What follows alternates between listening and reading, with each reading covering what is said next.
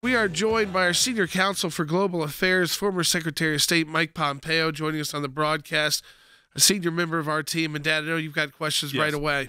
I do. And Mike, we're going to get to the situation with China, but we've been talking about this news that broke that Mahmoud Abbas, the leader of the Palestinian Authority, is basically threatening terrorism again because he's not getting his way, and he's being ignored by his Arab neighbors. And he calls it ignored. The fact is, you had a total realignment of the Middle East with the passage of the Abraham Accords, and that he feels like he's left out. I had raised the point that I actually found yesterday we were going to a meeting and I needed a pad of paper, and I grabbed a portfolio, and in it was the opinion we got from the International Criminal Court in The Hague Office of the Prosecutor back in 2012, where I had argued that the Palestinian Authority was not a state, so they're trying to avail themselves of these international tribunals was inappropriate, and the Office of the Prosecutor agreed and would not bring the case. And I'm thinking now they fall back to this let's threaten terrorism model as their way forward, and I don't think their Arab neighbors want that at all. What's your sense of this?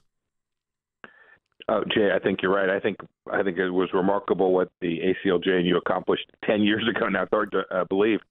But in some ways, the Palestinian leadership, the terrorists, including Abu Mazen, haven't changed, but the world changed. The Middle East changed dramatically. I think they are still living I think the Palestinian leadership is still living in a world where they believe that if they throw a temper tantrum, right, launch Molotov cocktails, run to the wall, conduct terror campaigns, that the Middle Eastern countries will come alongside them and support them. I think the Middle Eastern countries can see that they are not serious about delivering good outcomes for their own people, for the Arabs that live in the land that they control. And I think those days are behind them. It doesn't mean for a second Abu Mazen is going to stop doing what he's done. He only knows one model: steal, thief, and terror. He'll probably continue that way until he passes from the world stage. But make no mistake about it, the world changed. Israel's position has changed. I hope the United States will continue to support Israel in its efforts to keep the area under Palestinian control secure and peaceful. And we won't let this threat of terror impact the way we interact with not only the Israelis, but the Arab countries in the Gulf states as well. Secretary Pompeo, you've got a new piece up at aclj.org titled "The CCP is America's Adversary. Biden and Apple Must Stand Against It." Does the way the U.S. government and business interact with China reflect the reality that they are an adversary? I mean, it feels like that just every day they're becoming more and more of like an enemy to the United States. No, unfortunately, Jordan, too many in the business community and the Biden administration continue to adhere to an idea that may have been true in 1972 when we opened relations with China, but just is fundamentally untrue today. Xi Jinping views himself as an adversary of the United States. He wants global hegemony. And the Biden administration and big corporate America still continue to do what they've been doing for the last decades: engagement as a theory of making China less risky. That's just not going to work. The risk to the United States is too great, and we must continue to confront them in the technology space, in the diplomatic space, in the broader economic world, and certainly be prepared for what is clearly a Chinese military aggressive campaign in the South Pacific. We have to be prepared in each of those realms. And if we do that well, we will push back against the threat the Chinese Communist Party presents to us today, and America will get another 250 good years. If we don't, Katie, bar the door. Mike, is China right now, country-wise, the greatest threat to the United States? Undoubtedly. The singular external threat to the United States. If our lives are going to change materially by someone from outside, it will be Xi Jinping and his communist fellow travelers that do that. Let me ask you this. Senator Barrasso sent a letter to the President Biden's energy secretary demanding answers surrounding a $200 million grant to a lithium battery company that operates primarily out of China. Senator Barrasso claims that the DOE is acting in a manner that, quote, undermines and endangers our national security.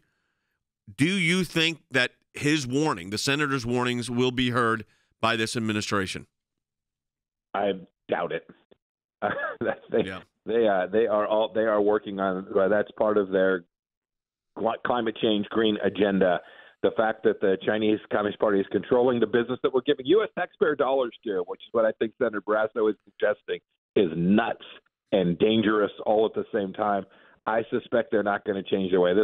This one feels very dangerous to me.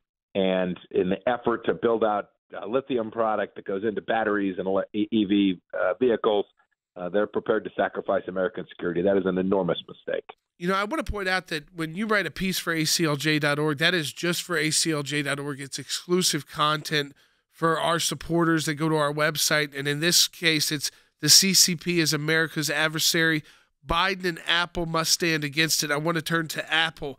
You point out in the piece that Apple made changes to its devices that only affected China to the detriment of the protesters' ability to organize and share information. And we saw some of the questioning Tim Cook was ignoring when he was on Capitol Hill. Are you concerned that American companies are complicit in strengthening the CCP and its put down of basic human rights? Oh, they clearly have been, many of them. Whether it was what Disney did in filming in Xinjiang, what Apple did in denying protesters the basic ability to use the Apple product that they sell everywhere in the world to share information amongst themselves. They would say, boy, we're just conforming with local laws. But you and I both know when something happens here in the United States, they are the first ones to the ramparts to push back against it. While they'll comply with American law, they're the first ones to say, we think this is unjust, and they don't do that. If they'd complied with Chinese law but told the Chinese Communist Party this is indecent, unethical, and these protesters have the freedom to protest, it would be one thing. But they've not done that. They comply and go silent, and that is, in fact, complicity with the Chinese Communist Party's attempt to oppress its own people. Mike, we appreciate your insight and appreciate your wisdom in all of these issues. Thanks for being with us.